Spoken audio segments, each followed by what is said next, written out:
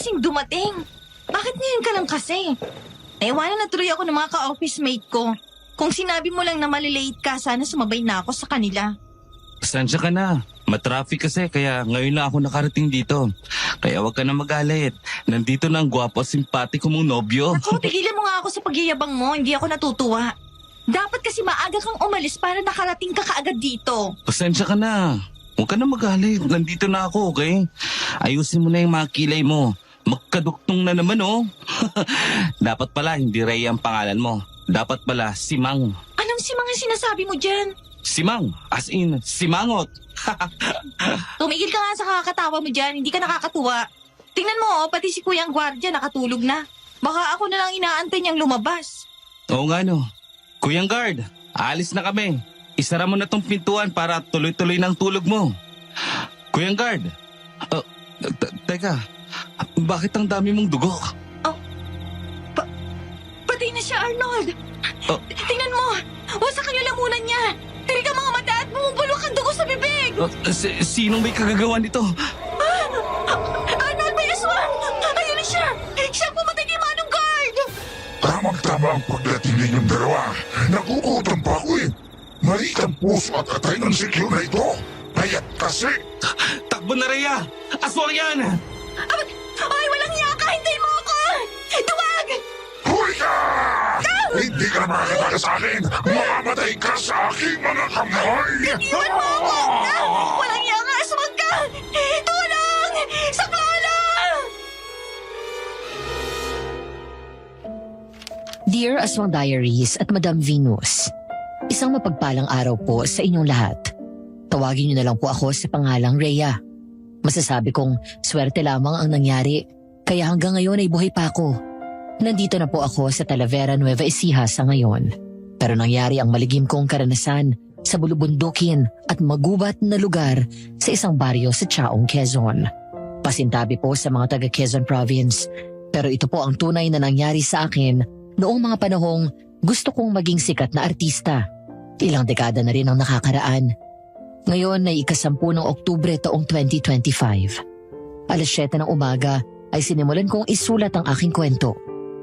Pero naniniwala ba kayo sa kasabihan na kapag oras mo na ang humarap sa poong lumikha? Walang hiya ka! Aswang ka! Bitawan mo ako! Parang awa mo na! Huwag mo akong patayin! Maawa ka sa akin! Ikaw ang maawa sa akin dahil gutom na ako.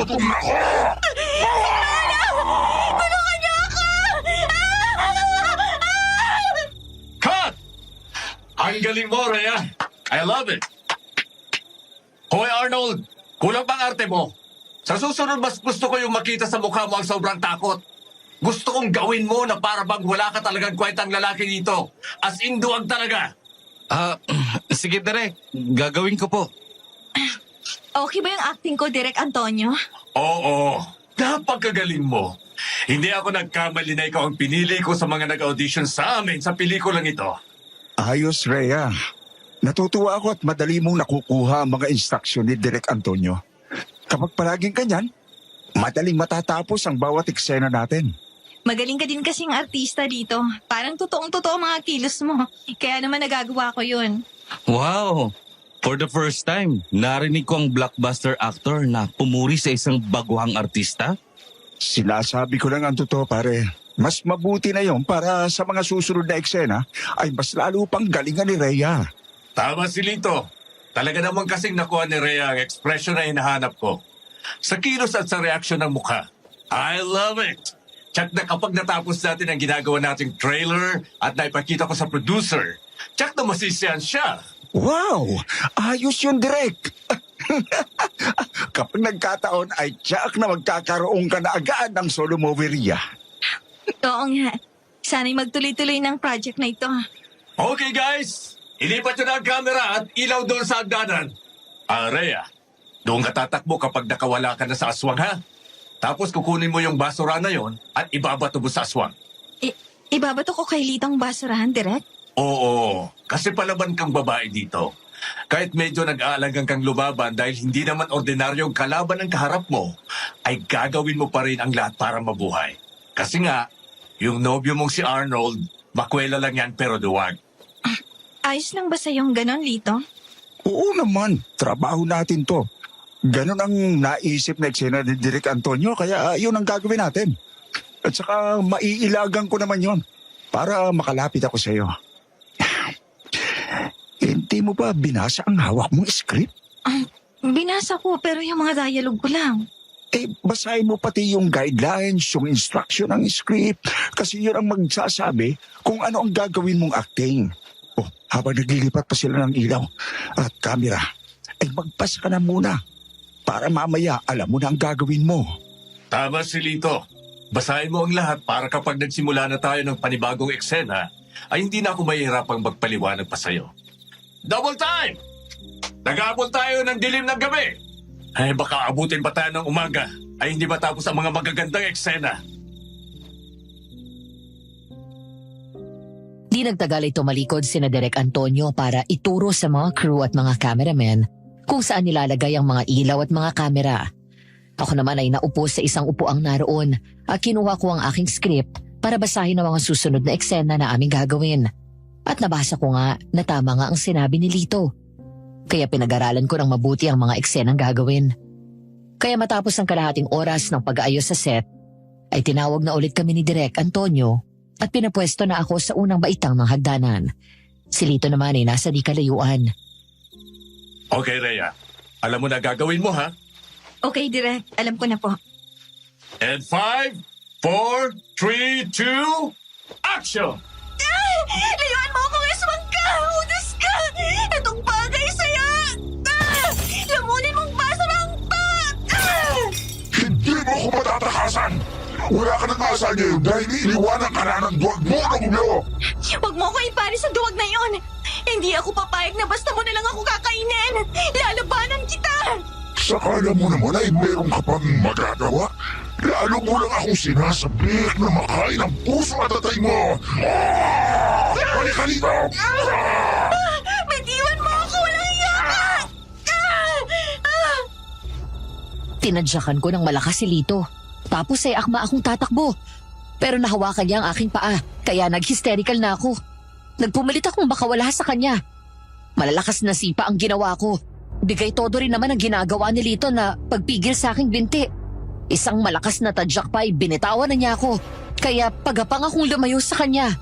Nakarating ako sa ikalawang palapag ng gusali, pero madali siyang nakatayo at sinundan ako. Matapos ay dinamba niya ako. Kinubabaw at saka sinakal. Nang buhati niya ako para itapon sa unang palapag ng gusali, ay saka sumigaw si Direk Antonio ng cut. Okay. Ang susunod ay ihahagis ka ni Lito mula doon sa second floor at babagsak ka dito sa kutsyon at mga karton. Naku, Direk, masyadong mataas yan. Baka hindi ko kaya yan. Baka pwedeng stunt woman na lang. Oo nga. Medyo matas nga yan. Baka hindi pa matapos ang pelikula ay baldado ka na. Lalo na at wala ka pang alam sa stunt. Oo, Direk, pasensya ka na. Hindi ko yan kaya. Okay. Umanap kayo ng magiging double ni Rhea. Oh, magaling Rhea at Lito. Sa palagay ko ay magiging maganda ang proyektong ito. Trailer pa lang ginagawa natin, pero sobrang excitement at ganda na ang mga eksenang nagagawa natin. Salamat, Direk.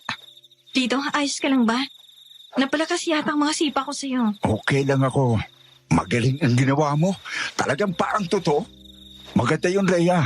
Para kapag napanood ng mga tao ang ating pelikula, ay masisiyahan sila. Makalipas nga ang 1.5 oras, ay may nakuha na silang stunt woman na gaganap bilang kadobol ko. Kasing taas ko rin siya. Magkasing laki din ang aming katawan at pati ang haba ng buhok ay parehas. Pinagbihis din siya ng damit na kagaya ng suot ko. Tapos ay lumapit na siya kay Direk Antonio. Kaya kaagad din akong lumapit sa kanila. Ayos ng double ni Rhea, Lito. Siyang bubuhatin mo at ihagis sa semento mula doon sa second floor at babagsak siya dito sa mga kutsyon at karton. Sige, Direk Antonio. Gawin na natin para matapos ang eksenang ito. Direk, hindi ba masasaktan yung babae na ihuhulog doon ni Lito? Medyo mataas din yun ah. Hindi siya masasaktan. Stunt woman yan, kaya alam niya ang gagawin niya. Tapos, pagbagsak niya sa kutsyon ay ikakat ko ulit. Aalisin natin yung kutsyon. Ikaw na yung papalit sa kanya na nakahiga sa semento, okay? Ganun palang ginagawa sa pelikula, Direk. Ang galing pala. Kaya pala dati kapag nanonood ako, ang gagaling ng mga bidang babae. Tumatalon kahit mataas na lugar. Ang mga stunt woman palang gumagawa nun. Oo, ganun nga yun. Sige na. Kunan na natin ang eksena na yan dito. Ikaw naman, Rhea, ay maupo ka na lang muna dito, ha? I-memorize mo na yung mga susunod mong eksena. Sumang-ayon naman ako sa sinabi ni Direk Antonio. Habang hawak ko ang script ay naririnig ko na ang malakas niyang sigaw na action. Kaya naman saglit kong itinigil ang pagbasa ng script at nanood ako sa eksenang gagawin ni Lito at ng stunt woman na dumobol sa akin. Binuhat yun ni Lito at buong lakas na inihagi sa ere. Bumagsak ang stunt woman sa kutsyon. Maayos naman sana ang pagbagsak niya. Kaso lang umindayog pa ang katawan niya sa kutsyon kaya muli siyang umangat ng ilang dipa sa ere at pagbagsak sa semento na siya tumama. Pumutok ang ulo ng stunt woman kaya kaagad na sumigaw si Direk Antonio. Kaya naman lahat nagmamadaling nilapitan ng dugo ang babae na nawala ng malay. Direk Antonio! Pumutok ang ulo niya, umaagos ng dugo! Ha? Oo nga. Kung hindi sana tumalbog ang katawan niya sa kutsyon, perfect na sana ang lahat. Edmond! Dalhin niyo siya sa ospital! Alam niyo na ang gagawin niyo! Dalian niyo, baka kumapano na siya! Huwag ka mag-alala sa kanya. Nawalan lang siya ng malay. Magiging maayos din siya. Kung nagkataon pala na ikaw ang gumawa ng stunt na yun, Rhea, baka ikaw ang nadisgrasya. Oo nga Nakakatakot talaga nangyari sa kanya. Ganyan talaga minsan ang nangyayari sa shooting, lalo na nga at mga action horror ang ginagawa. Nagkakaroon ng mga di inaasang aksidente. Pero magiging maayos din ang lahat. O sige na, kumilos na kayo. Alisin na ang kutsyon at maiga ka na doon, Rhea. Lagyan niyo ng dugo sa noo si Rhea. Kaagad na kumilos ang lahat ng mga naroon para dalhin sa ospital ang babae. Ang mga makeup artist naman ay lumapit sa akin at nilagyan ako ng peking dugo sa noo, kagaya ng dugo ng babaeng stunt woman. Tapos ay nahiga na ako sa semento. Pagiling ng kamera at marahan akong bumangon. Kunwari ay sobrang sakit ng aking bewang. Tumakbo ako palabas ng gusali. Kaya naman, ang aswang ay naiwan na lang doon at tinanaw na lang ako. Matapos ng eksenang yon ay tuwang-tuwa si Direk na nilapitan ako.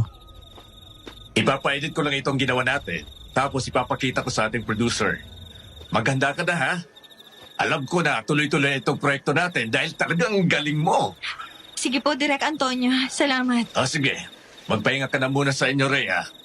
Hintayin mo ang susundo sa'yo kung kailan natin sisimulan ang shooting para sa pelikulang ito.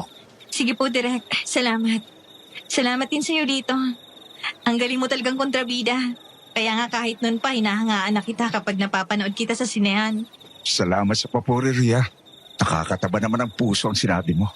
Kaya nga bawat pelikula ko ay talagang ginagalingan ko para tumatak sa isipan ng manunood ang aking pangalan. Sige. Mauna na kami ni Lito sa inyo. Sige, Direk. Ako na ang bahala kay Rhea. Ako na maghahatid sa kanya.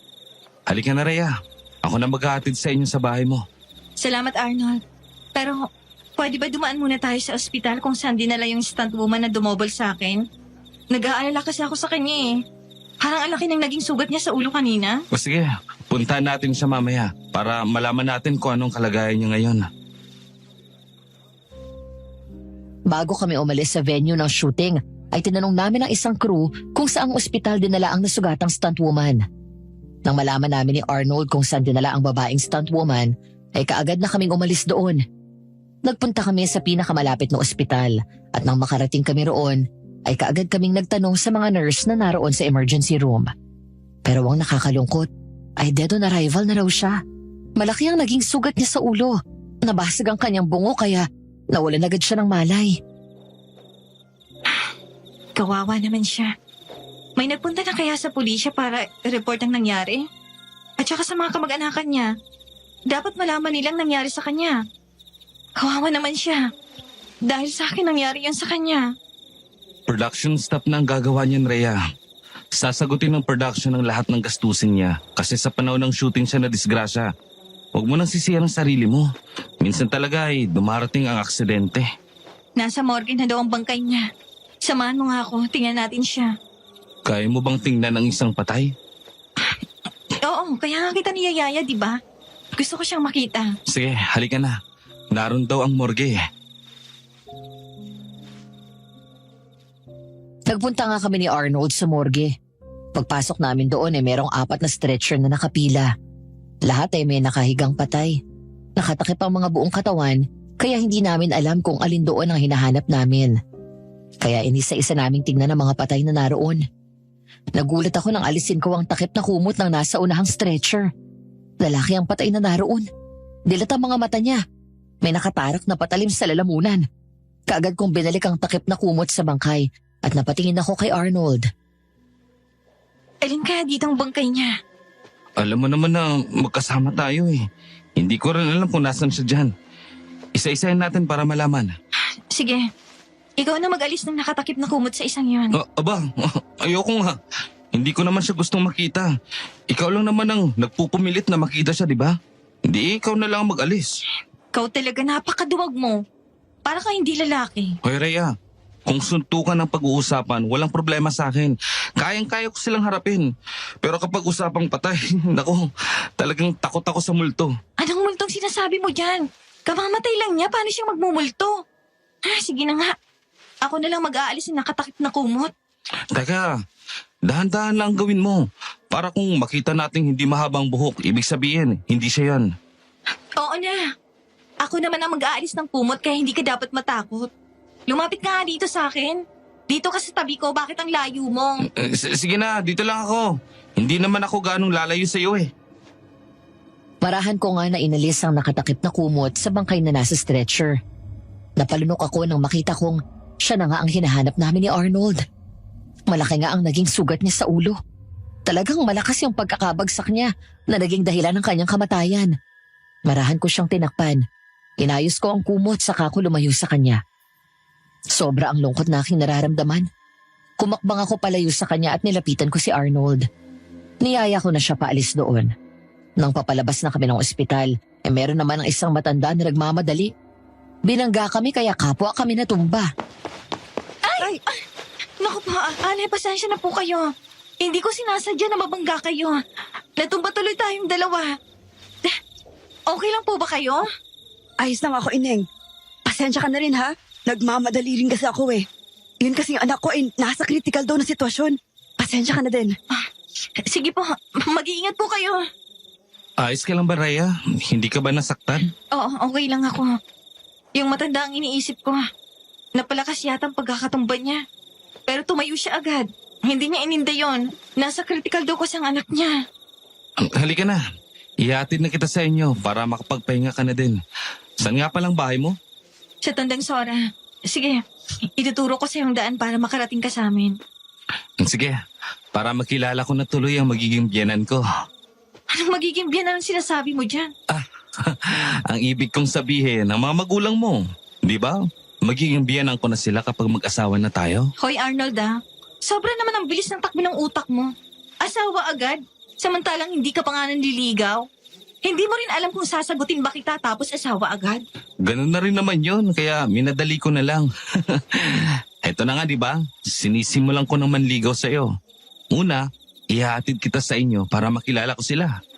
Kulang pa ba ang mga katangian ko para sa iyo? Gwapo ka naman, matangkad, mabait, mapera, at maganda ng takbo ng karir mo bilang artista. Sumisikat ka na. Kung tutuusin, ideal man ka ng mga babae. Kaya lang para sa akin may kulang pa rin. Ano pa ang kulang? Kulang ka sa lakas ng loob. Yun pa naman ang ayoko sa lalaki. Kasi ako mula sa aking pagkabata palaban talaga ako. Kahit alam kong dehado na ako sa kalaban, kumakas ako. Sabi ko naman sa'yo, di ba? Kung suntukan at sa kapwa-tao lang ang kalaban, malakas ang loob ko. Pero kapag tungkol sa mga multo at suwang, ibang usapan na yan. Diyan ako mahina. Gusto ko sa lalaki yung malakas ang loob na makakaya akong ipagtanggol sa kahit na anong kalaban. Akala ko nga sa pelikula ka lang ganon. Sa tunay na buhay din pala. Hindi na kumibo si Arnold. Naramdaman ko na parang nahiya siya sa akin. Kaya nang makarating na kami sa harapan ng aming bahay, hindi na siya bumaba. Sinabi na lang niya na sa ibang araw ko na lang siya ipakilala sa aking mga magulang. 1 linggo pa ang nakalipas bago muling nagpatawag ng meeting si Direk Antonio. Nagkita-kita kaming lahat sa opisina niya. Nang dumating ako, naroon na sina Direk Antonio, Lito, at naroon na rin si Arnold. Pero napansin ko agad na parang nawala ang sigla ni Arnold. Tiningnan lang niya ako. Di na niya ako sinalubong kagaya ng dati. Sa halip, si Lito ang nag-usog ng upuan para sa akin. Dito ka na maupo, Rhea. Salamat, Lito. Magandang araw, Direk Antonio, at sa inyong lahat. Mas maganda ka pa sa araw, Rhea. Anong gusto mong inumin? Baka wala pa yung pagkain in-order ko. Coffee, soft drinks, or juice? Diyos na lang, Direk. Kamusta ka na, Arnold? Isang linggo din tayong hindi nagkita, ah. Ayos lang naman ako. Medyo naging busy ng mga nakarang araw sa mga guesting at nagpo-promote ng isa kong movie. Malapit na kasi yung ipalabas sa mga sinehan. Wow! Good luck sa movie mo. Salamat, Rhea. Siya nga pala, Direk. Ano ba yung sinasabi mong magandang balita? Arnold, ang magandang balita, tuloy-tuloy na ang ating project. Nagustuhan ng producer ang ginawa nating trailer. Kaya ngayon ay darating siya at makikipag-meeting sa atin. Congratulations, Rhea! Matutupad na ang pangarap mo na magkaroon ng pelikula. Wow! Salamat, Direk Antonio. Pangako po, gagawin ko ang lahat ng aking makakaya para magawa ko ng maayos ang trabaho ko. Yan ang gusto kong marinig sa'yo. Kasi action horror ang gagawin natin ito. Isang pelikulang pag-uusapan ng lahat. At sisiguraduhin kong tatabo ito sa takilya para umulit pa na mamuhunan ng ating producer. Tiyak na magiging blockbuster yan, Direk Antonio. Oo nga, Direk.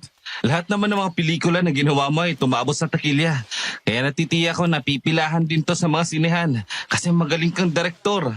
Alam nyo guys, kahit anong galing ng isang direktor, kung hindi naman magaling ang mga artista, ay baliwala din ang lahat. Kaya dapat parehong magaling para maging maganda ang matapos nating pelikula. Maya-maya lang ay naputol ang pag-uusap namin nang bumukas ang pintuan ng opisina ni Direk Antonio.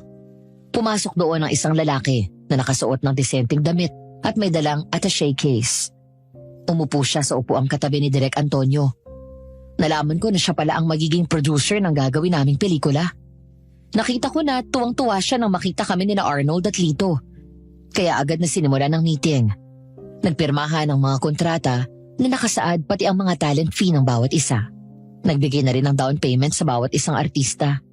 Matapos nun ay umalis na ang producer.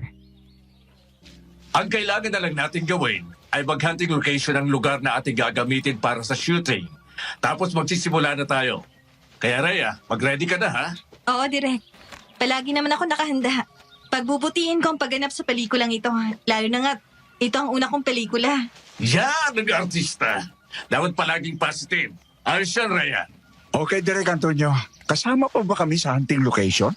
Actually, ang trabaho yan ay sa mga location manager na natin i-assign. Pero gusto ko na din na sumama para makapili ako ng talagang magandang lugar para sa gagawin nating pelikula.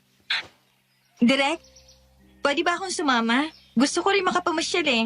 Wala naman akong gagawin sa mga susunod na araw. Sure. Sige. Kayo din ha, Arnold at Lito. Kung gusto niyo ay pwede rin kayong sumama. Sige, Direk. Sasama ako. Matapos ang meeting ay magkakasabay na kaming lumabas ng opisina. Noon namin nakasilubong ang matandang babae na parang pamilyar sa akin. Pero sa pagkakataong yon ay meron siyang balabal sa ulo. Matamlay siyang lumapit kay Direk Antonio. Lahat naman kami ay natigilan at napatingin lahat sa matandang babae.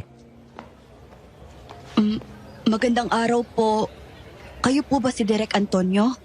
Ako nga po. Ano po ang kailangan nila? Ang anak ko pong babae na stunt woman ay nadisgrasya sa ginawa niyong pelikula.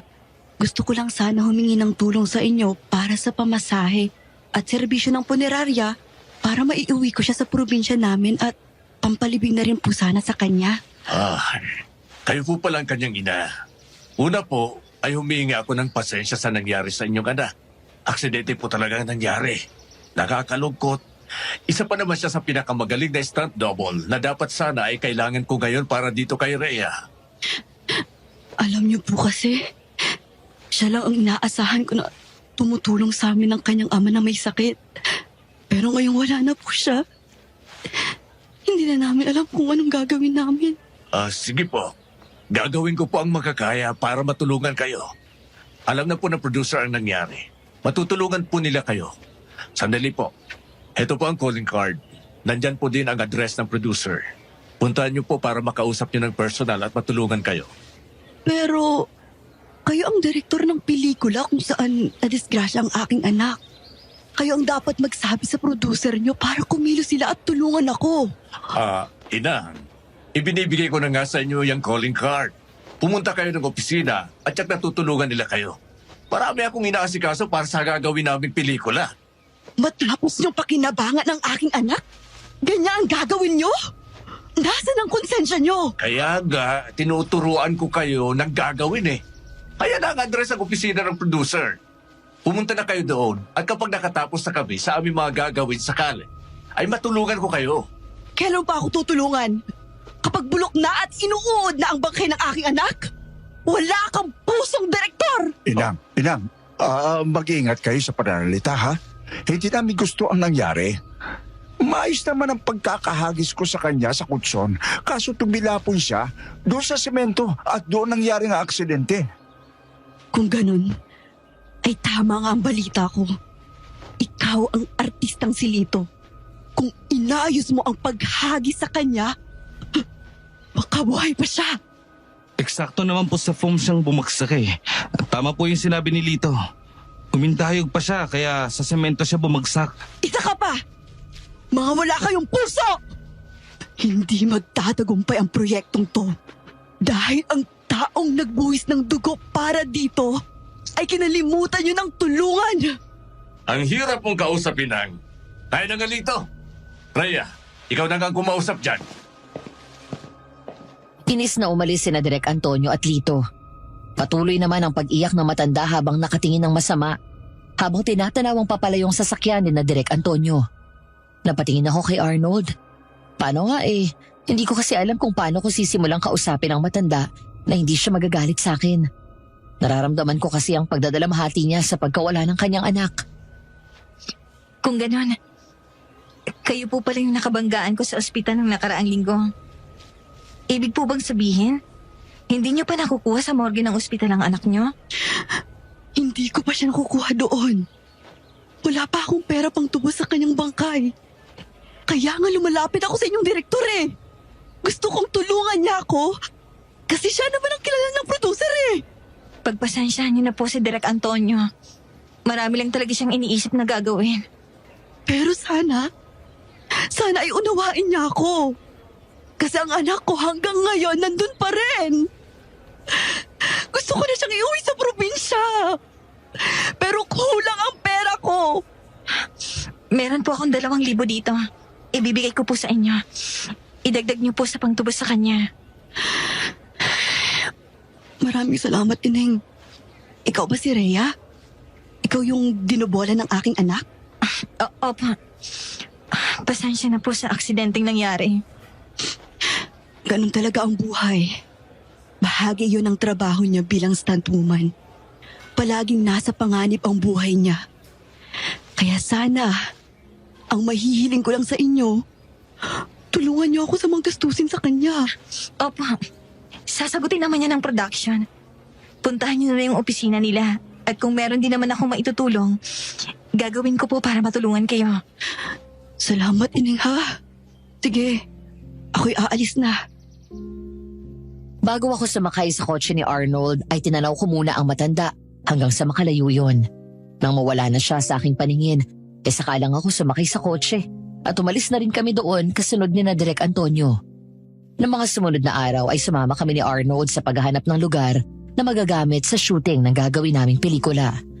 Hanggang sa makarating nga kami sa Chaong, Quezon. At sa isang baryo doon ay merong malawak na kagubatan. Meron ding mga bahay na yari sa mga pawid at kawayan na tumutugma sa gagawin naming pelikula. Perfect ang baring ito. Pati ang kagubatan sa gagawin nating pelikula. Ang mga bahay dito ay tugma rin sa mga hinahanap natin. Oo nga, Direk. Lugar pa lang ay talaga nakakatakot na. Lalo na siguro pagdating ng gabi. At saka ang mga taga rito, lahat ay nakatingin sa atin. Palagay ko mas dadami pa ang mga yan kapag nag-shooting na tayo. Natural. Magkakagulo sila kasi nga mga artista kayo na nagsisimula ng sumikat. Di magtatagal ay pagkakaguluhan ka rin ng mga magiging fans mo, Rhea. Tinitiyak ko yun, lalo na kapag natapos at maipalabas ang gagawin nating pelikula. Salamat, Direk. Dito na rin ba tayo titira habang ginagawang shooting? Oo naman. Masyadong malayo ang Maynila. Nakakapagod kung uuwi pa tayong lahat tuwing matatapos ang shooting. Kakusapin na lang ng location manager ang Kapitan Del Barrio dito para makakuha tayo ng mga bahay na mauupahan para matiran pansamantala at magagamit na rin sa shooting. Gusto ko dun ako sa isang kubo na yun, Direk. Kahit ako na lang ang umupa para solo ko siya. Ay, sige, walang problema yan, Rhea. Ang production na ang bahalang kumausap sa mga may-ari ng mga bahay kubo na gagamitin natin. Salamat, Direk Antonio. Arnold, kayo dito. Ang magsasama sa isang bahay kubo, ha? Walang problema, Direk. Pareho naman kaming cowboy eh. Sa palagay ko naman, hindi naman malakas maghilik itong si Lito. Kaya makakatulog ako kapag tapos na ang shooting. Hindi naman ako nag-iilik, pare. Kaya lang siguraduhin mo na hindi ka matatakutin, ha? Baka maisturbo pagtulog ko kapag konting kaluskos lang, hindi ka na mapakali. Oo naman, pare. Bakit, Rhea? Parang natutulala ka. May problema ba? Para kasing merong nabaling mga sanga ng umihipang malakas na hangin. Tapos para may tao yata sa likuran ng puno na yun na nagtatago. Natural lang ang ganyan dito sa probinsya, Rhea. Malakas at presko ang hangin dito, kaya alam kong magugustuhan mo. Direk, tama nga ang pakiramdam ko. Merong nagtatago sa likuran ng puno. Kaya lang hindi naman tao, malaking aso. Mukhang nauulol ang aso na yan. Delikado kapag nakagat tayo. Pumasok na tayo sa loob nitong kubo. Tama si Arnold. Dalan mo, Rhea. Pumasok na tayo sa kubo. Nagmamadali nga kaming pumasok sa loob ng kubo. Kaagad naming sinara ang pintuan noon na yari sa sawali. Binalya naman yun ng malaking asong itim. Nang sumilip sa bintana si Direk Antonio, ay sinigawan niya ang kasama naming cameraman na nasa sasakyan at inaayos ang kamera. Sinabi niya na kuna ng footage ang ginagawa ng malaking asong itim. Nakita ko, nakaagad namang sumunod ang cameraman. Hindi na siya bumaba ng sasakyan. Doon na lang siya habang kinukunan ng kamera ang nagwawalang asong itim. Arnold, dito ka sa bintana. Yang mahabang kawayan na yan.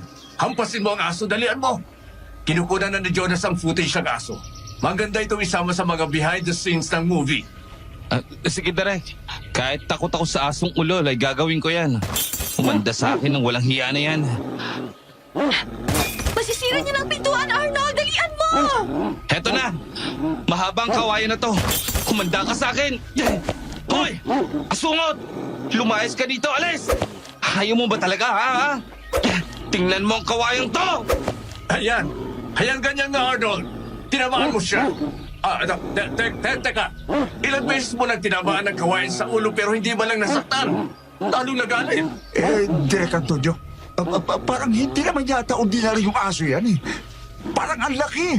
At saka, tingnan mo ang mata namumula. Anong ibig mong sabihin?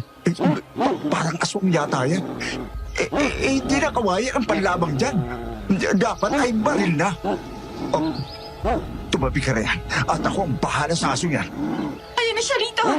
Nakapasok na sa butas ng pintuan ng ulo niya! Lubayas ka dito, malimaw!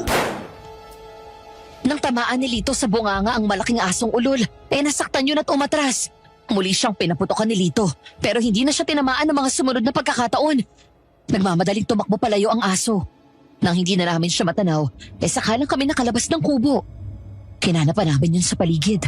Hindi na namin siya nakita hanggang sa meron kaming nakausap na mga taong dumaan na sinasabing walang ganoon kalaking aso sa lugar nila. Sabi pa nila, baka aswang gala yun na nagugutom kaya naghahanap ng mabibiktima. Aswang pala yun. Pambihira ka naman, Direk Antonio.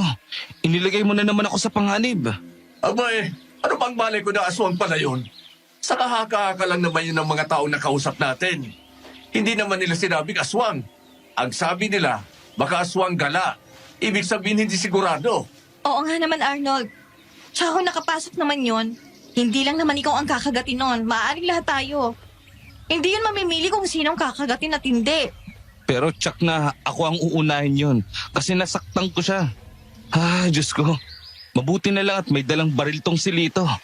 Kung hindi ay baka naging kwento na lang ako. Kailangan kasi kapag ganito mga lugar ang pupuntahan mo ay palagi kang handa. Lalo na nga at hindi pa natin kabisado ang lugar. Kaya nga sa susunod nga, magdadala na rin ako ng mga ganyan para hindi na ako napapasubo. Kaya huwag ka na magalit sa akin, Arnold. Ako naman ang maganda mga shots na nakuha ng cameraman natin. Ilalagay natin yun sa mga behind the scenes ng pelikulang ito. Kasunod nun ay nagkatawanan na lang kaming lahat. Tapos ay umalis na kami sa lugar na yun. Nagpunta kami sa barangay hall para kausapin ng production staff ang Kapitan Del Barrio na si Kapitan Dante para alamin kung sino-sino ang mga may-ari ng mga bahay kubo na gusto naming upahan. Kasama na namin siya nang magbalik kami sa gubat at kinausap ang mga may-ari ng mga bahay na malapit sa gubat. Pati na rin ang bahay kubo na gusto kong upahan. Nang maayos na ang lahat ng yon ay nangako naman ang mga may-ari na isang araw bago ang shooting ay pansamantala muna nilang iiwan ang kanilang mga bahay para magamit namin. Kaya matapos nun ay bumalik na kami sa Manila para maghanda ng mga gamit na kakailanganin sa shooting. Ilang araw lang ang lumipas, bumalik na kami sa Chaong, Quezon Province. Presko at sariwa talagang hangin dito, ano, Arnold? Oo, marami kasing mga puno dito at hindi pa masyadong polluted kaya masarap talaga kapag nasa ganitong lugar. Pero sana lang ay huwag nang bumalik ang malaking asong yun na parang aswang. Ito talaga ang perpektong lugar para sa pelikulang Aswangan. Maganda ka na, Rhea. Ikaw ang unang eksena. Basahin mong mabuti ang script para maging madali para sa'yo mga gagawin mo sa eksena, ha? Kayo ni Lito ang mauunang sasalang. Yes, Direk. Nabasa ko na at na-memorize ko ng sequence 1. Ayos na din ako sa sequence 1. Direct. Good. Okay. Ito yun ang mga tents na ating kakailanganin. Yung mga ilaw at camera, ha? I-check ng mabuti, ha? Double time! O sige na, Rhea. Magpahinga ka na muna sa kubo mo. Mahaba ang naging biyahe natin at kapag nakahanda ng set, ipapatawag kita. Sige, Direk. Salamat. Ay magandang araw, Ma'am. Nilinis ko na ang kubo ko para maging komportable kayo kapag nagpahinga na dito. Kayo po palang may-ari ng kubong ito. Salamat po, ah. Ako nga po pala si Rhea. Estong naman ang pangalan ko. Ay kung may kailangan po kayo, ay magsabi lang po kayo, Ma'am Rhea. Ay nandito lang naman ako sa paligid. Opo, sige po. Maraming salamat po. Nang makaalis na si Mang Estong, ay napansin ko na kumikilos na nga ang lahat ng mga naroon. May nag-aayos ng malalaking ilaw na gagamitin. May nagtatayo ng mga tent. May naglalatag ng mahahabang linya ng kuryente patungo sa truck na may dalang generator na siyang gagamitin namin. May naglatag ng mga lamesa para doon ilagay ang monitor ng kamera na babantayan ni Direk Antonio kapag nagsimula ng gumiling ang kamera. Ang mga wardrobe naman ay lumapit na sa akin at pinagbibihis ako ng duster na pang probinsya. Ang mga makeup artist naman ay sinimulan na akong ayusan. Inihanda na rin nila ang kubo na aming gagamitin. Makalipas ang ilang oras ay nakahanda na ang lahat. Pumasok na ako sa loob. Okay, Rhea. Kapag narinig mong sumisigaw si Lito, ay sisilip ka sa bintana, ha? Tapos kapag nag-dialogue na si Lito, syempre magugulat ka. Then, lalabas ka ng kubo at matataranta. Kuha mo ba? Sige, Direk. Kuha ko na po. Okay, Lito. Pag tinawag mo na si Rhea, pag sumilip siya sa bintana, count it in your mind, ha? 10 beats bago mo sabihin ang second line. Malinaw? Malinaw, Direct. Ready na. Okay. Artist ready. Camera ready. Audio ready. Lights ready. And 5, 4, 3, 2, action! Rhea! Rhea! Nasaan ka? Lito, bakit umahawos ka? Ano ba nangyari? Kasi Rhea, yung itay mo. Oh. Tatagpong patay. Ano? Naroon sa tabi ng puno ng balete. Patay na. Ang itay ko! Oo. Patay na ang itay mo. Sabi nila, ay aswang daw ang pumatay sa kanya. Kasi wasak ang lalamunan niya at wala na rin lamang loob. Samahan mo ako sa kanya dito. Gusto ko makita ang itay ko. Halika, sumawag sa akin. Punta natin ang itay mo. And go! Get it! Nice act, Rhea and Lito. Next scene tayo! Naka-ready na ba yung extra na maliligo ng dugo? Yung tatay kunwari ni Rhea. Pahigayin nyo na doon! Ang sumunod nga na eksena ay sa tabi ng puno ng balete. Maraming mga tao ang naroon na kinuha nilang extra. Mga taga-roon na rin ang kinuha ng production para makasama namin sa eksena. Nang maiayos ng mga kamera at mga ilaw, ay nahiga na ang matandang lalaki na gaganap bilang patay na tatay ko. Maraming mga peking dugo ang ibinuhos sa kanyang katawan at nilagyan din siya ng makeup artist ng dugo sa nawasak niyang leeg. Okay, Rhea. Alam mo na ang gagawin mo, ha? Pakikipagsiksikan ka sa mga tao. At kapag nakita mo na ang bangkay ng iyong ama, iiyak ka. And then after heavy tears, ay magagalit ka. At susumpa na igaganti siya laban sa mga aswang. Yes, Direk. Ready na po ako. Okay. And ikaw naman, Lito. Siyempre, ikaw yung aswang.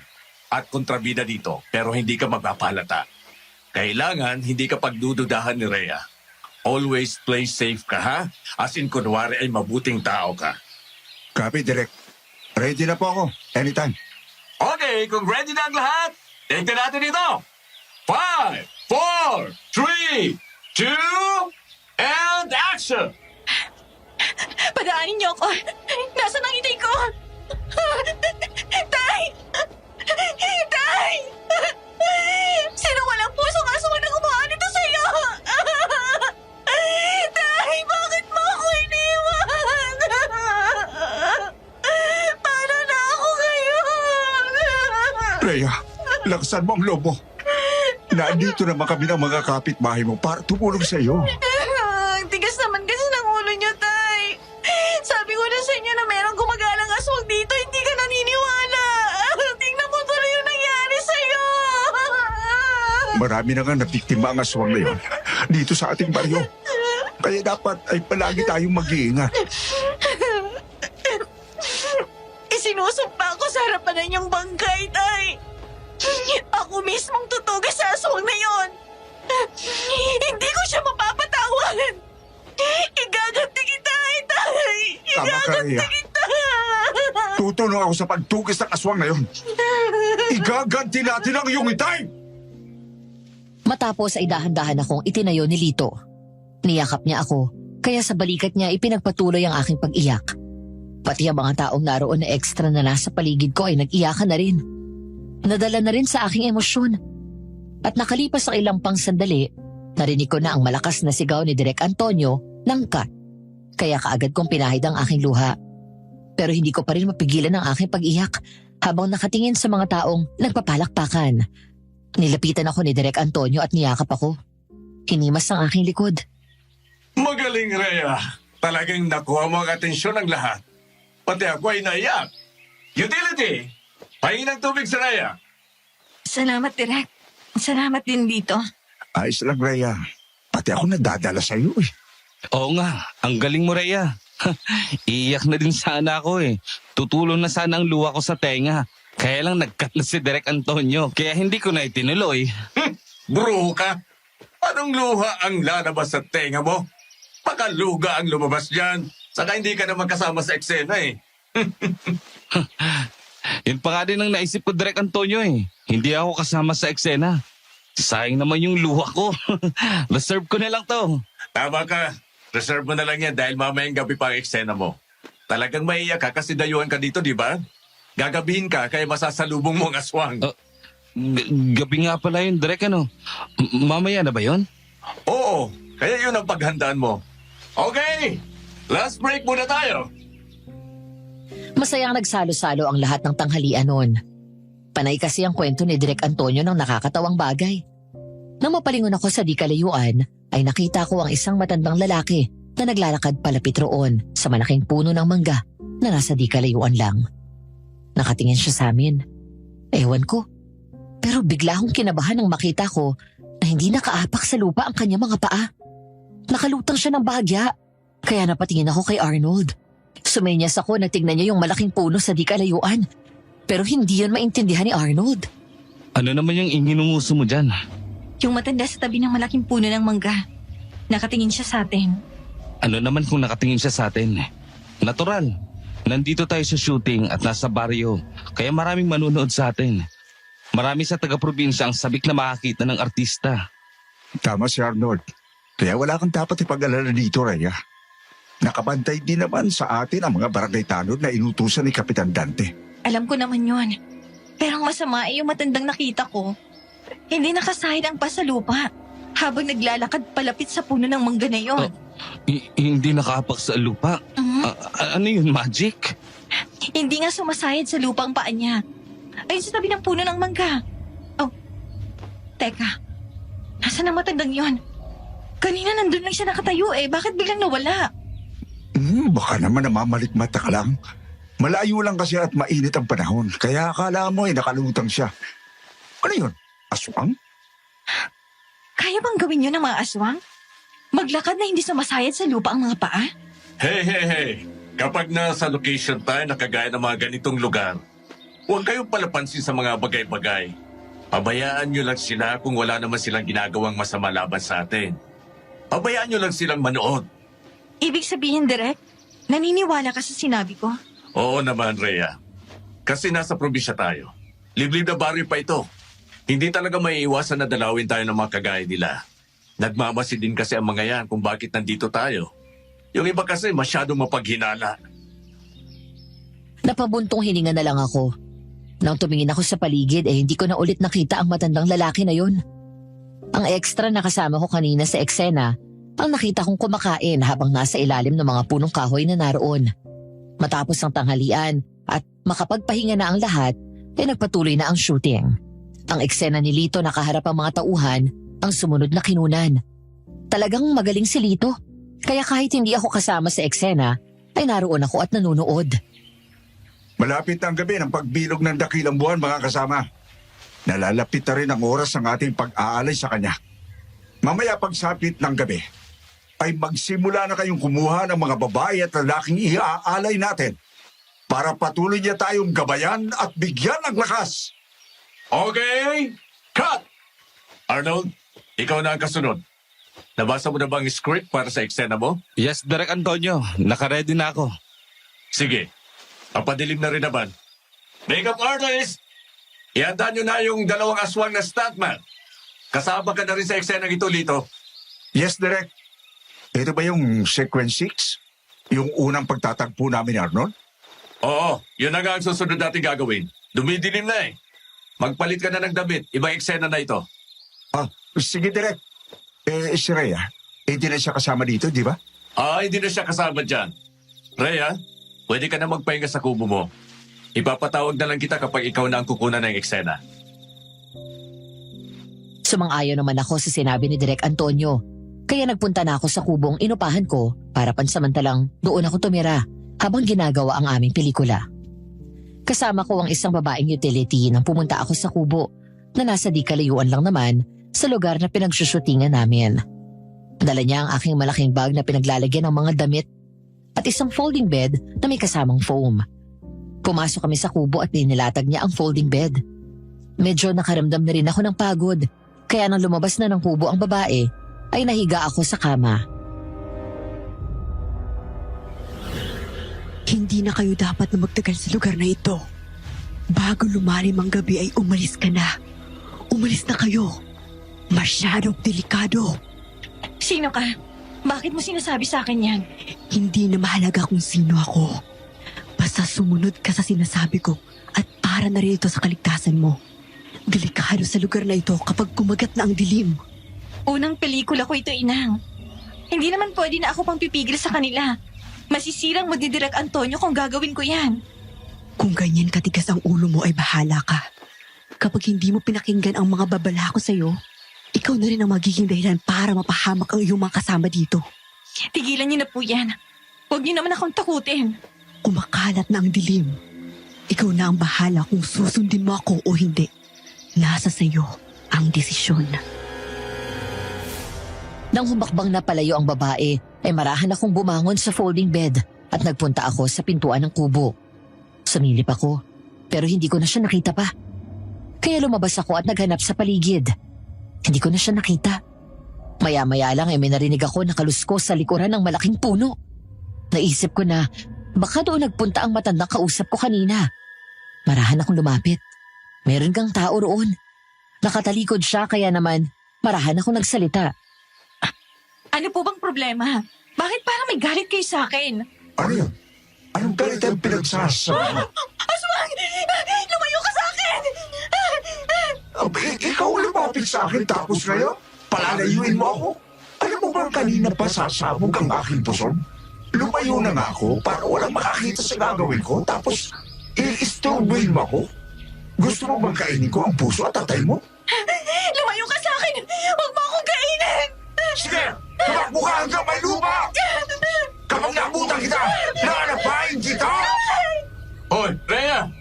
sigaw ka ng sigaw? Ang lakas ang tili mo. Direk, may aswang hinahabol ako. Ayan na siya, tulungan mo ako. Nandito ka lang pala? Wala ka nang tatakbuhan ngayon. Ha! Wala. Walang makakatulong sa'yo rito. Hoy, Lito, tigilan mo na yan. Nanginginig na sa takot si Rhea. Wala namang nakatutok na kamera. Sayang ang luhan nito. Anong ibig mong sabihin, Direk? Si Rito ang aswang na yan? Oo naman. Ako lang ito. Oh, ayos ba ang acting ko, ha? Oh, tsaka itong maskara, parang totoo, hindi ba? Parang aswang talaga. Ikaw talaga, Lito. Loko ka talaga. Muntik na ako atakihin sa puso dahil sa ginawa mo. Kasi naman, umiihi ako, istorbo ka. Mabuti nga hindi ako marap sa iyo habang umiihi pa ako. Kung hindi, baka nakita mo na ang lolo ko. Kasi naman may matandang kumausap sa akin tapos biglang nawala. Kaya hinanap ko. Tapos ayun, doon ako napunta sa'yo. Sorry ha, nagudtan kita eh. O sige na, tumahang ka na, Rhea. O Lito, mamaya mo pa yun isusuot. Sa unang eksena nyo ni Arnold ay normal na tao ka pala. O sige, dire. Hindi na ako bumalik sa loob ng kubo. Naupo na lang ako sa upuang malapit kay Direk Antonio. Pero habang naghahanda sa set ang lahat, ay iniisa-isa kong tignan ang mga taong naroon. Hinahanap ko kung naroon yung matandang babae na may bandana sa mukha. Hindi ko naman siya nakita kaya napabuntong hininga na lang ako. Muli ay napatawa ko ng bahagya nang maisip ang kalokohang ginawa sa akin ni Lito. Tapos ay itinoon ko na ang aking pansin sa kanila. Arnold, galing ka doon sa madilim. Tapos maglalakad ka pagdating mo dito, ay makikita mo si Lito. Dito na kayo mag-uusap. Tapos yung dalawang aswang na stuntman, ay doon kayo susilip sa dalawang puno na yon, ha? Okay, Direk. Rehearsal ba muna o take na? Take na agad para madali tayong matapos. O sige, i-take na natin ito. Magtago ka na rin muna doon sa malaking puno, Lito. Kapag lumampas doon si Arnold, saka ka lalabas at susundan mo na siya. Sige, dire. Magtatago na ako doon para di ako agad makita ng kamera. Okay? Camera rolling! Lights on! Audio on! And 5, 4, 3, 2, action! Nagsimula na ngang lumakad si Arnold habang dala niya ang isang bag ng damit. Nilampasan na niya ang malaking puno kung saan nagtatago si Lito. Inaasahan ni Direk Antonio na lalabas na doon si Lito para sundan si Arnold kasi ang dalawang aswang na stuntman ay nasa kabilang bahagi ng kalsada at nakasilip na ang mga ito. Pero malapit na si Arnold sa kamera hindi pa rin lumalabas si Lito sa kanyang pinagtataguan. Kaya naman parang nainis na si Direk Antonio. Nang sumigaw ng cut si Direk Antonio, sakalang lumabas sa pinagtataguang puno si Lito. Lito! Ano na nangyari sa'yo dyan? Nakatulog ka na ba? Di ba ang sabi ko sa'yo paglabas ni Arnold ay susundan mo na siya para dito kayo mag-usap? Sorry, Direk. Pwedeng isa pa? Sige, isa pa. Balik ka doon sa dati mong pwesto, Arnold. Alam niyo na ang gagawin niyo, ha? Sige, Direk. Babalik na ako doon. Sige. Take 2 tayo, ha? Ready? 5, 4, 3, 2, action! Arnold, lakad papunta dito. Muli ngang gumiling ang kamera. Naglakad na si Arnold. Makalampas na siya sa puno ay sinundan naman siya ni Lito. Nang malapit na sila sa kamera ay huminto si Arnold at humarap kay Lito. Nagkatinginan sila. Lahat naman kami na naroon at nanunood ay tahimik na naghihintay sa sasabihin ni Lito dahil siya ang una magsasalita. Kaya nga lang parang hindi niya alam ang kanyang sasabihin. Kaya si Arnold na ang unang nagsalita. Pare, pwede ba magtanong? Saan ba dito ang baryo ng Santa Fe? Walang Santa Fe dito sa Chaong Quezon. Ano ba yung sinasabi mo, Lito? Hindi bang nasa script ay ituturo mo sa kanya ang lugar? Anong sinasabi mo? Gumagawa ka ba ng sarili mong istorya? Nako, ganun ba sasabihin ko, Direk? Pasensya ka na. Hindi ko naalala. Yung pala ang dialogue ko. Ano ka ba naman, Lito?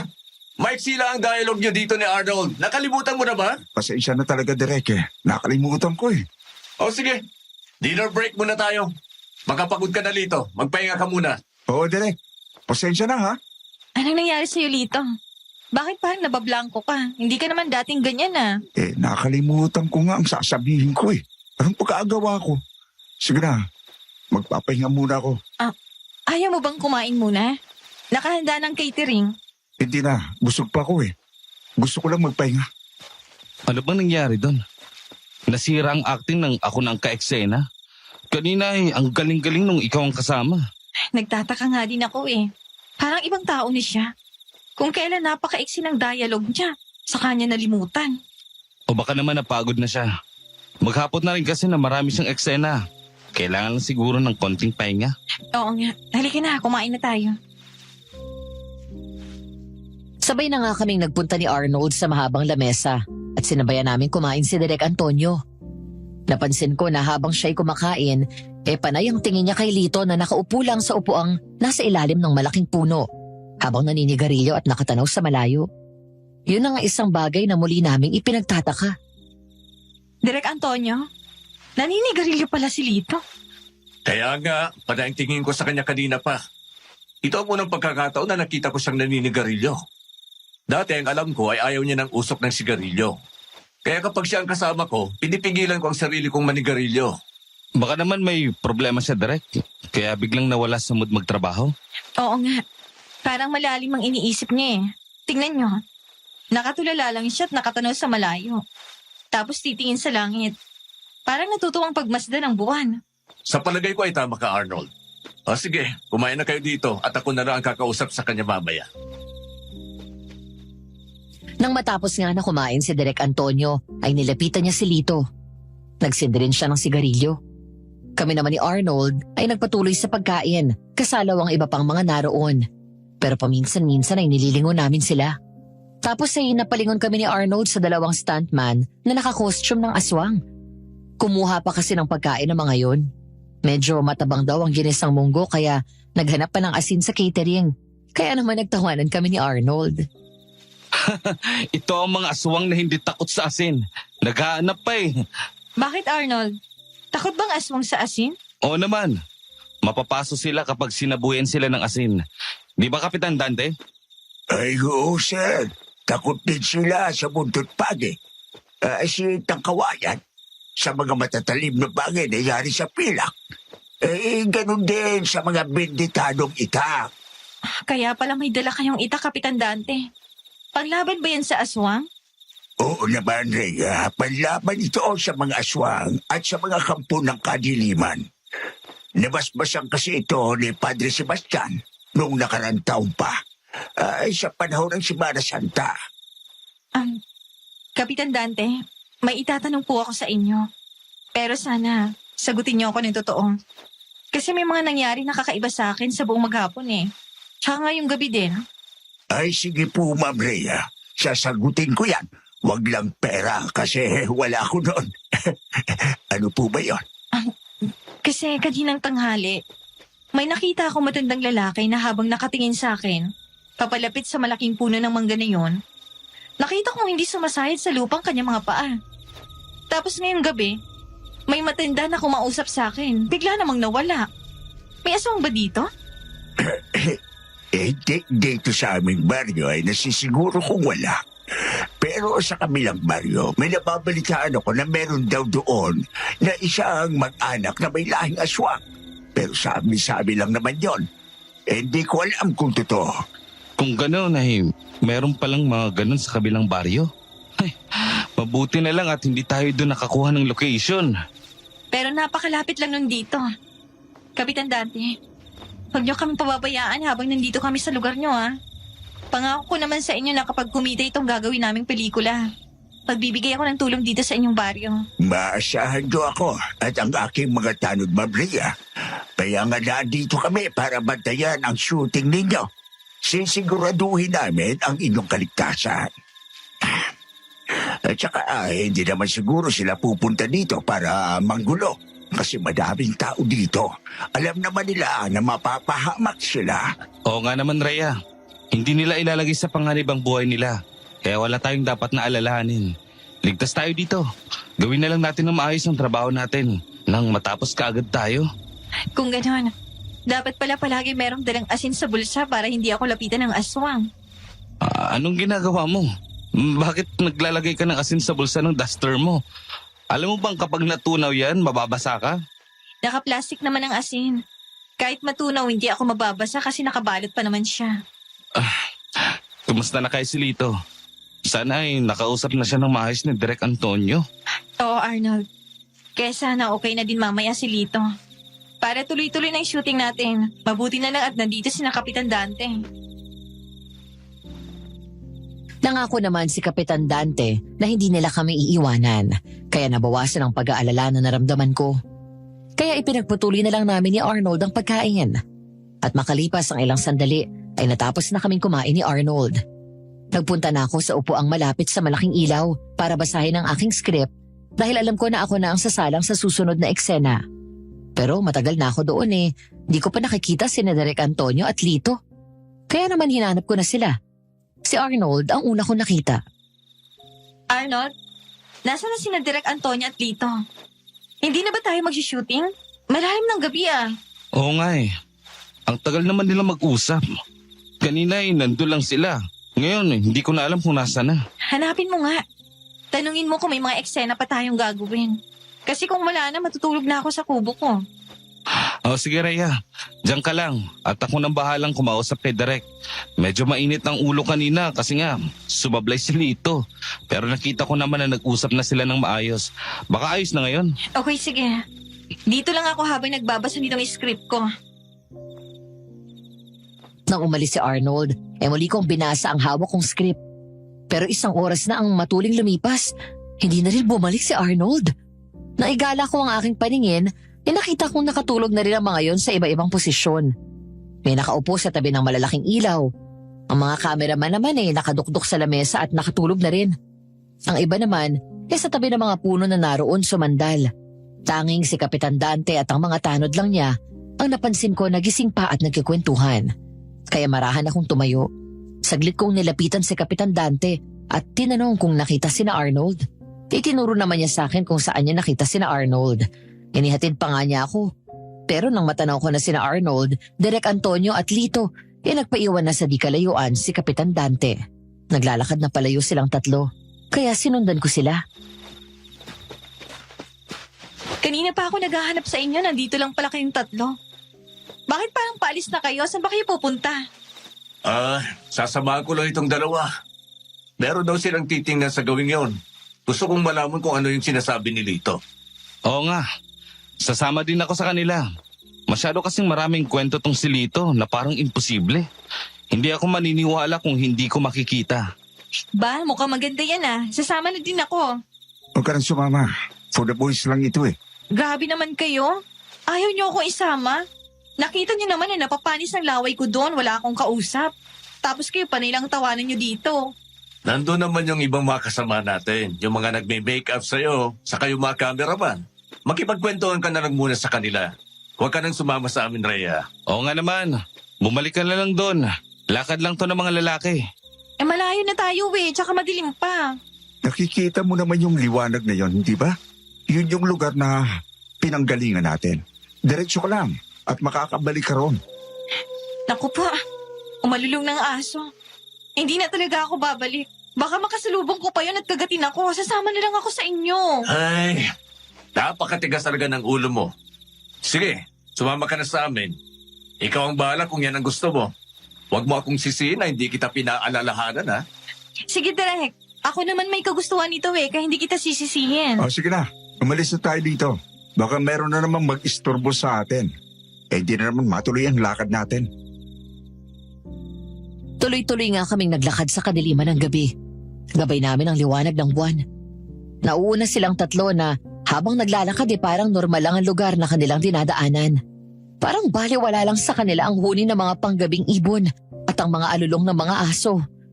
Tuloy-tuloy lang sila nag-uusap. Parang hindi nila ako kasama kasi ang bilis ng mga lakad nila. Kaya kahit pagod na ako, patuloy pa rin akong sumunod sa kanila. Siyempre ayoko naman na maiwanan ako. Di ko na alam ang aking pupuntahan sakaling makalayo sila kaya kahit halos tumakbo na ako at pagod, tiniis ko na lang. Hanggang sa makalabas na kami ng kagubatan at matanaw ang mga bahayang naroon. Direk Antonio, nandito na ba tayo? Oo, nandito na tayo. Ito ang aming lugar na nasa gitna ng kagubatan. Ayan, tingnan mo ang mga narito. Lahat sila igising pa at naghihintay sa aming pagbabalik. Natutuwa silang lahat. Dahil alam nila na magtatagumpay tayo sa ating mga plano. Akala ko naman ay magiging mahirap ang ating gagawin kasi ang daming tao dun sa kabilang baryo. Hindi naman pala. Napakadali lang naman pala. Anong plano? Anong ginawa niyo? Teka, ano ba yung pinag-uusapan yung tatlo? Bakit hindi ko maintindihan? Bakit parang wala akong alam dyan? Meron kang alam sa lahat ng nangyari mula pa sa simula, Ineng. Para lubos mong maintindihan, halika. Sumama ka sa akin. Wala na akong nagawa nang hatakin ako ni Direk Antonio. Pumasok kami sa loob ng isang malaking kubo kung saan nakita ko na maraming tao ang naroon. Nakaupo at nakatingin sa iisang direksyon. Nang tumingin ako sa direksyong tinitignan nila, doon ko nakita na nakaupo sa isang upuang kahoy na merong sandalan ng isang babaeng patay na at napapaligiran ng maraming mga bulaklak. Pamilyar sa akin ang babaeng yun. Lalo pa nga at meron siyang malaking sugat sa ulo. Kaya namagana ng husto ang kanyang mukha. Yun ang stunt woman na namatay. Na magiging double ko sana ilang linggo nang nakakaraan. Halos matumba ako sa pagkabigla. Nang lumingon ako sa likuran ko, wala na sina Direk Antonio. At ang nakita ko ay si Aling Perla. Dito po pala kayo nakatira. Dito niyo pala iniuwi ang bangkay niya. Pero bakit hindi niyo pa siya inililibing? Hindi niyo ba nakikitang inuuod na siya? Nangangamoy ng bangkay niya. Hindi namin siya ililibing hanggang hindi pa namin natutupad ang pangako namin sa kanya. Na pagbabayarin ang lahat ng may kinalaman sa kamatayan niya. Pero Aling Perla, wala naman may kagustuhan sa nangyari sa kanya. Wala naman nag-isip ng masama para patayin siya. Aksidente pang lahat ang nangyari. Tanggap ko naman ang bagay na yun, Ineng. Pero ang hindi ko matanggap ay ang pabayaan na lang ang aking anak matapos na mapakinabangan. Matapos na mamatay ay wala na silang pakialam. Itinuring nilang parang basura at itinapon na basahan. Bakit po? Hindi ba kayo tinulungan ng aming producer? Puro lang sila pangako. Pinagod lang nila ako pabalik-balik sa kanilang opisina. Pero wala akong nakuha sa kanila. Nang mga sumunod na pagkakataon ay puro mga sekretarya na lang ang humaharap sa akin. Nakakapanggalit. Kaya nangako ako sa bangkay ng aking anak na pagbabayarin ko sila. Aling Perla, kusang loob kaming pumunta rito. Ibig sabihin lang, wala kaming masamang hinagad sa inyo. Nandiyan lang naman sa labas sina Direk Antonio at amang kasama kong artista. Hindi sila kusang nagpunta dito, Ineng. Perasahan namin silang dinala dito. Isa-isa. Mabuti nga at hindi kami nahirapang gawin ang pagdukot sa kanila. Sa loob lamang ng isang gabi. Ano pong dinukot? Hindi niyo naman kaming punersa, di ba? Kasabay ko silang nagpunta dito. Yun na nga ang isa mong malaking katanghan eh. Ilang ulit na kitang pinagsabihan na umalis ka na. Huwag ka nang sumama dahil hindi ka naman sana kasama sa sisingilin ko. Kaso napakatigas ng ulo mo eh. Aling Perla, hindi ko po talaga kayo maintindihan. Sa inyong magkakasama, ikaw ang nagpakita ng mabuti sa akin. Kaya ayaw sana kitang isama dito. Pero makulit ka eh. Kaya ngayon, hindi ka na makakaalis dito. Isasama na kita sa pag-aalay sa Panginoon ng kadiliman. Para maging kapalit sa buhay na ibibigay niya sa aking anak. Bago pa ako makapagsalita, lumapit na sa akin sina Arnold at Lito. Kinaladkad na nila ako palabas sa kubo na yun. Nakita ko na ang lahat na naroon nakatingin sa akin. Halata ang galit sa kanilang mga mata. Kahit anong pagpupumiglas ko hindi ako binibitawan ni Lito at Arnold. Dinala ako sa isa pang bahay na yari sa kahoy at yero. Nang binuksan niyo na isang lalaki ay pinasok ako doon. Laking gulat ko nang makita kong naroon sina Direk Antonio, Lito at Arnold. Lahat sila nakatali sa poste ng bahay. Kaya lalo akong naguluhan. Kasi kamukha din nila yung mga taong may hawak sa akin. Direk Antonio, Lito, Arnold, kayo nga. Pero sino ang mga ito? Sila ang mga aswang na may kakayang gayahin ng anyo nang sino mang gusto nilang gayahin. Tama si Direk Antonio. Nang magtago ako sa puno para sana sa eksena namin ni Arnold, ay dalawang aswang dumuko sa akin. Tapos isa ron ay gumaya sa anyo ko. Kaya pala hindi niya na alam ang gagawin niya sa eksena. Iba na pala yun. Hindi na si Lito. Isa ng aswang. Pagkatapos, ay dilepitan ko ang peking lito. Pagkatapos ating kumain habang naninigarilyo kami, ay diayan niya ako sa dilim. 2 aswang dumukot sa akin. At isang naging kamukha ko. Ganon din ang nangyari sa akin. Nang utusan mo akong hanapin si Rhea. Akala ko ay sila pa sina Direk Antonio at Lito. Mga impostor na pala sila. Dinukot din nila ako at isa ang gumaya sa akin. Kung ganon, puro impostor pala yung 3 lalaki na nakita ko kanina. Na inakala kong kayo yon kaya sumama ako. Ngayon naman siguro ay malinaw na sa'yo lahat, Ineng. Ilang beses kitang binigyan ng babala, pero hindi ka nakinig. Kaya pasensyahan na lang tayo. Damay ka na sa mga iaalay namin. Itali niyo na siya. Siguraduhin niyong hindi sila makakawala.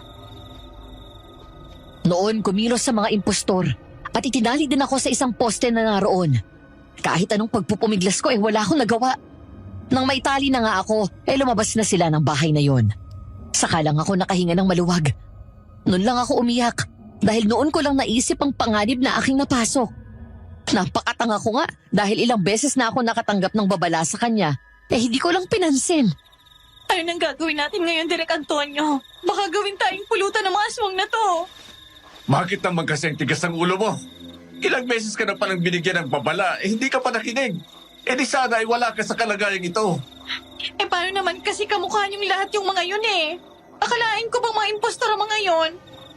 Lito, Arnold, gumawa naman kayo ng paraan kung paano tayo makakaligtas dito. Mula nang dumating kami rito, ay gumagawa na kami ng paraan kung paano makakawala. Kaya lang ay talagang mahigpit ang pagkakatali nila sa amin. Kaya nawawalan na rin kami ng pag-asa. Napakasakit naman ang kapalaran sinapit natin. Hindi pa tayo lubos na nakikilala at sumisikat.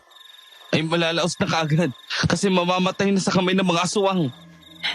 Kahit kailan talaga, Arnold, puro negatibong bagay naririnig ko sa'yo.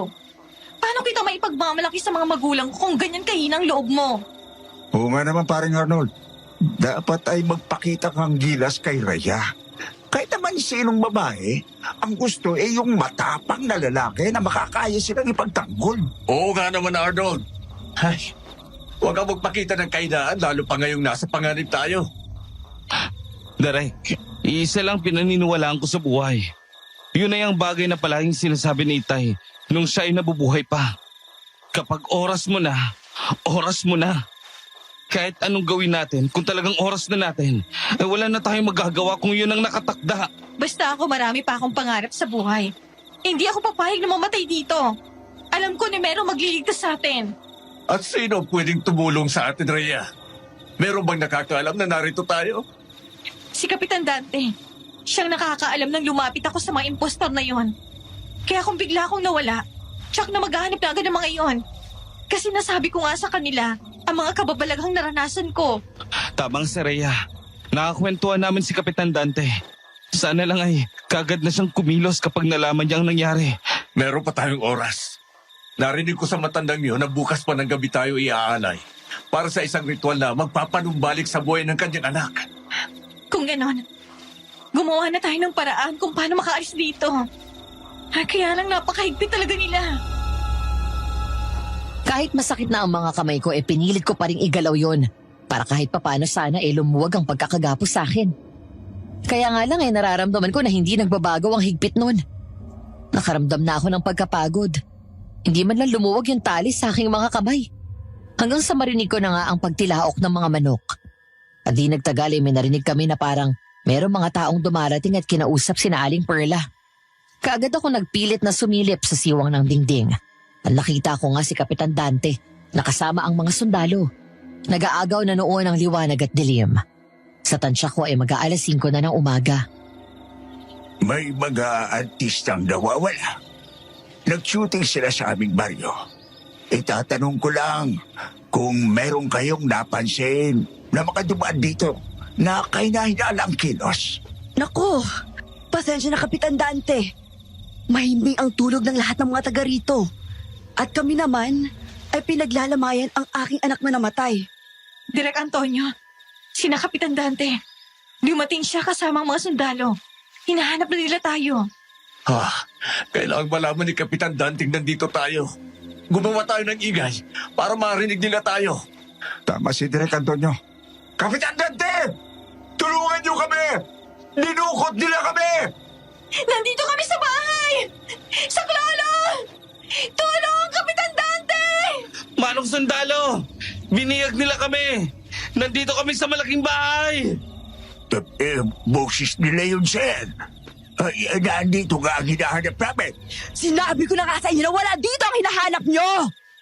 Nandito kami, Kapitan Dante! Biniyag nila kami! Tulungan niyo kami! Dahil sa ingay na ginawa namin, naalerto ang mga sundalo at si Kapitan Dante. Kaagad na kumilos sa mga sundalo. Walang nagawa sila Aling Perla nang pumasok na sa loob ng bahay sina Kapitan Dante at isang sundalo. Nang makita kami ay kaagad kaming pinakawala ng mga yun. Pero nung makalabas na kami ng bahay, nagulat kami nang malamang wala na si Aling Perla.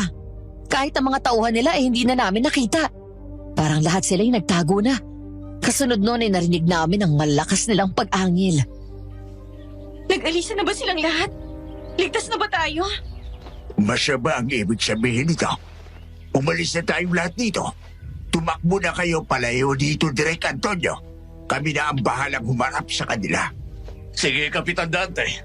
Halika na, Rhea. Dalian mo. Sige, Direk. Tayo na. Sir, peram naman kahit isang maiksing baril lang. Handa akong tumulong sa inyo para labanan ang mga aswang na narito. Ako din mga sir, peram ako. Kapitan Dante, may intak ka naman eh. Pahiram mo na lang sa akin ang sibat na hawak mo. Pinagbigyan naman ng mga sundalo sina Arnold at Lito. Ipinahiram sa kanila ang mga kalibre 45 dahil meron naman silang mga hawak na Armalite. Ibinigay naman sa akin ni Kapitan Dante ang matulis niyang sibat. Ang isang tanod naman, binigyan ng itak ni Direk Antonio. Tapos ay sabay-sabay na kaming umatras para umalis sa lugar na yon. Pero mula sa likuran ng malaking puno, lumabas si Aling Perla. Mga pakialamero! Sa palagay nyo ba ay makakaalis kayo sa aming lugar? Mga hangal! Patayin silang lahat! Aswang ang lahat ang mga narito, mga sir. Marunong silang maggaya ng anyo ng kahit na sino, kaya mag-iingat kayo. Aling Perla! May panahon pa para hindi dumanak ang dugo. Pabayaan niyo na lang kami makaalis dito para walang masaktan. Kapag nabuhay ang sino man sa inyo, ibubulgar niyo ang tungkol sa lihim namin. Kaya mas mabuti pa, mamatay na kayong lahat! Mga kasama! Ngayon na! Huwag silang hayaang makatakas! Hindi ako papayag na mamatay dito. Mamamatay ako lumalaban! Galit na galit ang mga aswang habang umaangil. Nagtatago ang mga ito sa mga bahay at puno na naroon.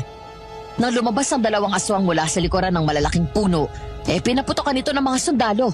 Kaya naman nagpaputok na rin si Lito.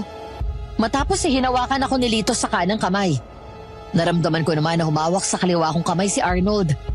Halos sabay nila akong hinatak para tumakbo palayo sa lugar na yon. Kasunod na namin sina Direk Antonio at Kapitan Dante kasama ang mga sundalo. Galit na humahabol sa amin ang mga aswang hanggang sa makapasok ulit kami sa kagubatan. Direk Antonio, mauna na kayo ni Rhea. Tutulungan namin ang mga sundalo para pigilan sila. Sumama na kayo sa amin. Makakaya na silang pigilan ng mga sundalo. Tama si Rhea. Marami naman ang mga sundalo kasama natin, kaya tumakas na tayo. Halika na Rhea, lumayo na tayo dito. Hanggat nakakaya pa silang pigilan ng mga sundalo. Tayo na, Lito. Makinig ka sa amin. Umalis na tayo rito. Sumang-ayon naman si Lito, kaya nagtuloy-tuloy na kaming tumakbo sa kagubatan. Pero dahil hindi namin kabisado ang lugar, hindi namin alam ang pupuntahan.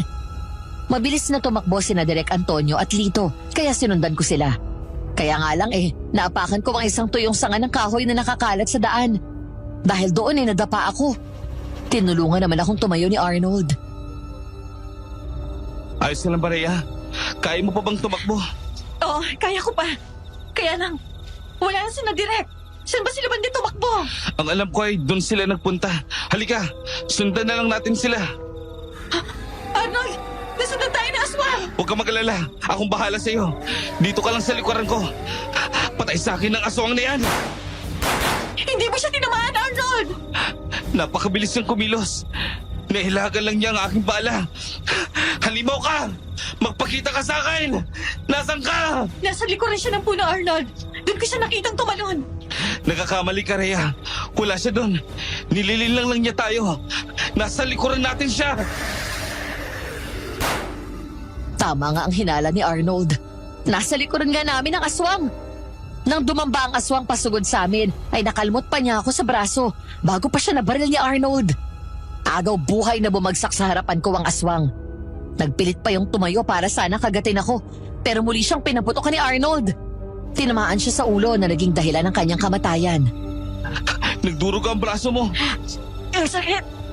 Ang talas pala ng kuko ng aswang na to. Huwag ka malikot. Tatalian ko nitong panyo, yung sugat mo. Salamat, Arnold. Ngayon ko lang nalaman na matapang ka rin pala.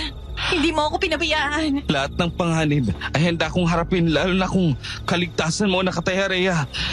Ganun kita kamahal. Oo na, naniniwala na ako.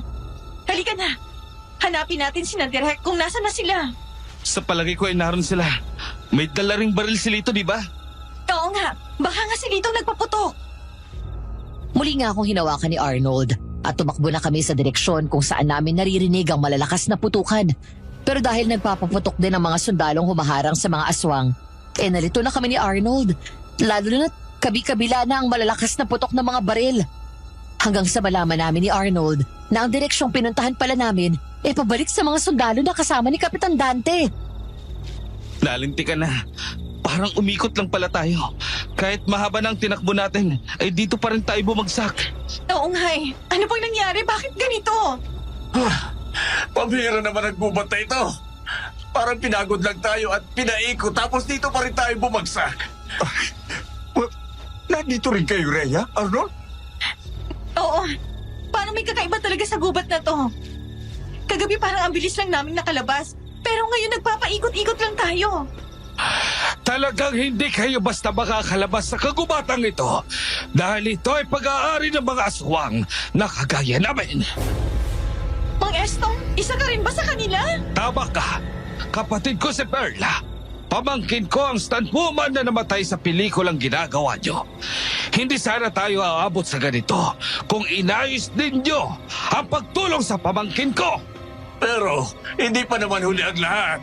Tutulungan ko kayong pagbayarin ang producer namin. Huli na ang lahat. Kahapon pa ay pinatay na siya ng mga kasamahan namin.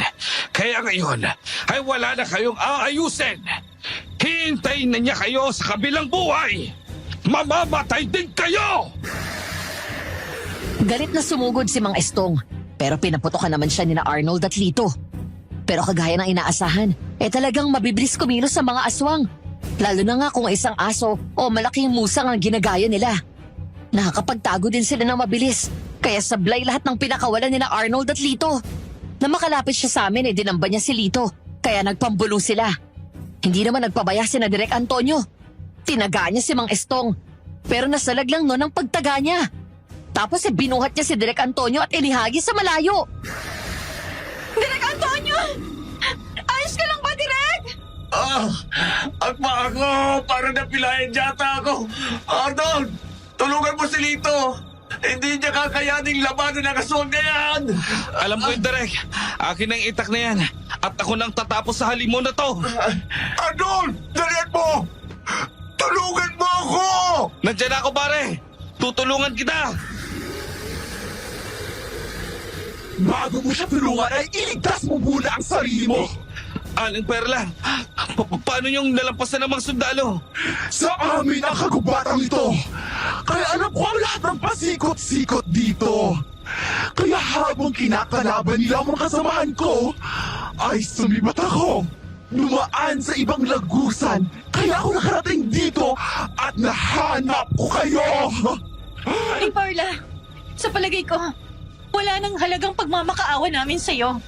Kaya isusugal na namin ang buhay namin! Tama yan! Ipagtanggol mo ang sarili mo! Dahil hindi talaga ako papayag na makaalis kayo dito! Kami o kayo lang ang pwedeng lumabas sa kagubatang ito! Sa palagay ko, ay nauubusan ka na ng oras, Aling Perla! Papasikat na ang araw kaya hindi mo na kami mapipigilan! Kahit sumikat ang araw, wala mo makakapigil sa amin habang nandito kayo sa kagubatang nasasakupan namin! Estong! Tapusin na natin ang mga ito! Heto na nga, tinatapos ko na isang to! Hindi ako basta-basta susuko, halimaw ka! Rhea! Hindi ba may asingga sa bulsa mo? Gamitin mo na ngayon! Naku, oo nga pala. Nakalimutan ko. Bakit ba hindi ko naalala yun? Nang kapain ko ang aking bulsa, nandoon pa nga ang isang malaking plastik ng asin. Kaagad ko yung nilabas at binutas ko ang plastik. Inilagay ko yun sa aking palad at buong lakas na binato ang aswang na nakakubabaw kay Lito. Nang tamaan yun ng asin ay nasaktan. Parang napaso siya kaya napaigtad at nabitawan si Lito. Kaya nagkaroon ng pagkakataon si Lito na makabangon. Inihagis ko sa kanya ang hawak kong sibat. Kaya nang muli siyang dambahin ng aswang, nasaksak niya yun sa dibdib.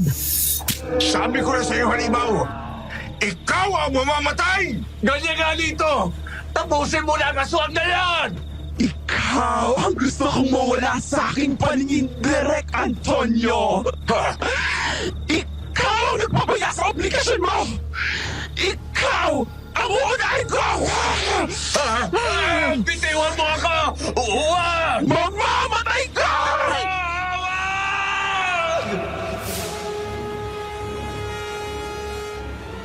Duguan si Direk Antonio ng bitawan ni Aling Perla. Wasak ang kanyang lalamunan, kaya bumubulwak ang dugo sa kanyang liig at bibig.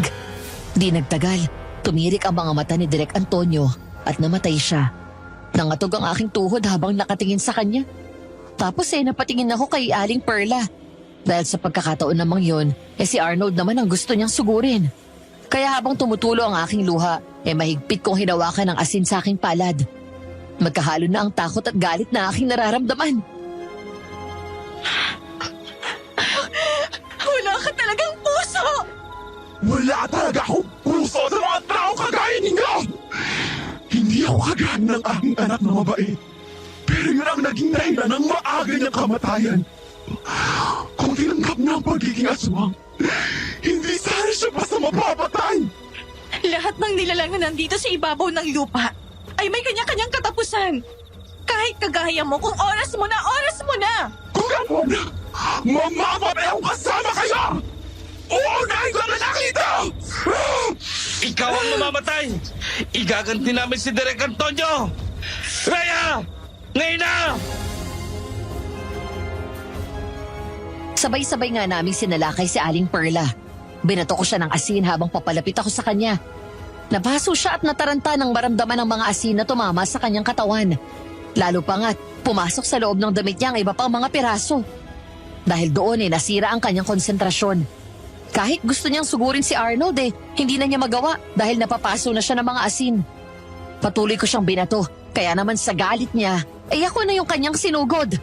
Nahawakan niya ako, pero nang kakagatin na niya ako kaagad kong sinubog sa kanya ang isang dakot pa ng asin na hawak ko. Kaya lalo siyang nataranta at napaatras. Yun naman ang sinamantala ni Lito at Arnold. Tapos ka na, halimaw! Tikman mo ang sibat na ito! Yeah! Hangal kang talaga lalaki! Sisiguraduhin ko ang kamatayan mo. Hindi ka na kailan mabubuhay!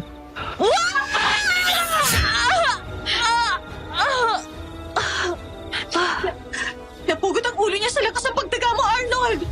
Siniguro ko lang na hindi na siya mabubuhay pa kahit kailan. Si Direk Antonio, patay na siya. Direk, patawarin mo kami. Wala kami nagawa para tulungan ka. Mabilis na naging pangyayari. Buong akala ko ako ang susugurin. Si Direk Antonio pala. Kawawa naman si Direk Antonio. Tsak na mabibiglang kanyang pamilya kapag nalaman ang nangyari sa kanya. Nang ganap ng sumikat ang araw at malaman ng iba pang mga aswang na patay na sina Aling Perla at Mang Estong, nagtakasan na ang mga ito. Nagulat ang mga sundalo dahil mga tumatakas na aswang na rin ang sumunog sa kanilang mga bahay sa gitna ng kagubatang yon. Tapos tuluyan na silang naglaho sa kawalan. Nang balikan kami ng mga sundalo, nalaman namin na ilan sa mga tanod din ni Kapitan Dante ang nasugatan at ang ilan ay namatay. Nang makabalik kami sa lokasyon kung saan kami magsushooting, nagulat pa nga ang lahat nang makitang patay na si Direk Antonio. Pero bakit ang sinabi ng mga sundalo? Nakagat ng mabangis na hayop sa gubat sina Direk Antonio. At ang iba pang mga tanod na nasugatan at namatay. Iniiwasan kasi nila na magpanik ang mga taong nasasakupan nila. Magiging kasiraan kasi ng bayan nila Kung sasabihin na pinamumugaran nyo ng aswang. To, ganun nga ang paliwanag ng opisyal ng sundalo para mapangalagaan ang kaayusan at katahimikan ng kanilang nasasakupan.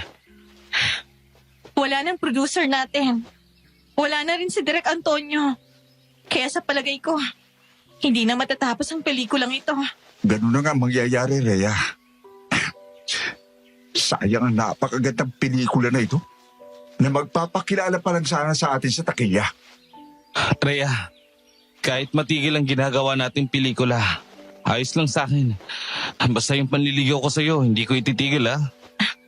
Sige, ikaw ang bahala. Dahil sa sinabi ko ay natuwa si Arnold. Malungkot kaming lahat nang bumalik sa Maynila dahil sa pagkawala ni Direk Antonio. Hindi na naituloy ang ginagawa naming pelikula. Wala pa rin naman akong ganong kakilala sa showbiz ng mga panahong yun. Kaya ang pangarap kong maging artista ay hindi na nagkaroon ng katuparan. Pero ang pagmamahala namin ni Arnold ay nagpatuloy hanggang sa kasalukuyan.